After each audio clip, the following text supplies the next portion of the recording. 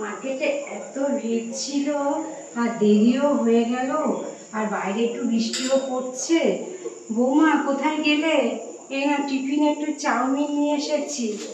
আর আমি একটু জামা কাপড়গুলো তোমরা পরে দেখো, আমি একটু রেস্ট নিই।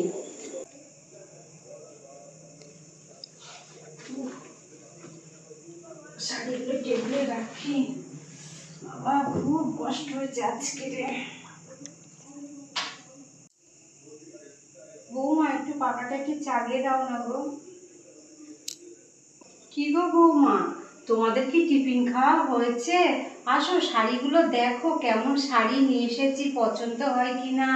তারপরে রাতের আবার রান্না বান্না তো আছে নাকি। দেখো বৌমারা, তোমাদের বাপের বাড়ির জন্য কি কি কিনে নিয়ে এসেছি। এটা হচ্ছে বড় বউয়ের বাপের বাড়ির জন্য, ওর মায়ের জন্য। এটা দেখো, এটা তোমার মায়ের জন্য। দেখো, দেখে তোমাদের কি পছন্দ হয়েছে বলো, শাড়িগুলো কেমন হলো। মনে হচ্ছে শাড়িগুলো সবার খুব পছন্দ হবে, তাও তোমরা একবার দেখে নিও শাড়িগুলো কেমন হলো। তোমরা দেখে গুছিয়ে রেখো, হ্যাঁ, আমি গেলাম।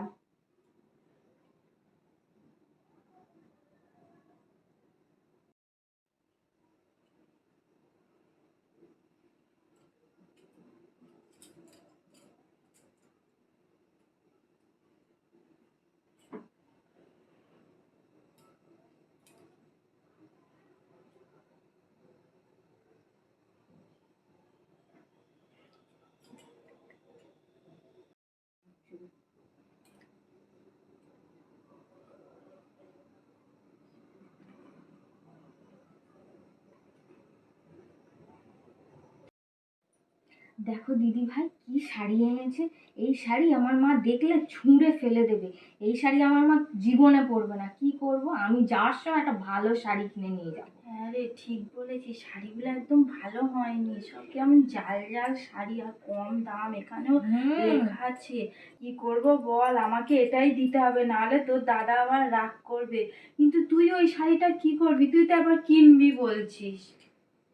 কি আবার করব, সামনে মায়ের জন্মদিন আসছে না, এই শাড়িটাই ওনাকে দিয়ে দেবো। ওনার তো কিছু মনেই থাকে না।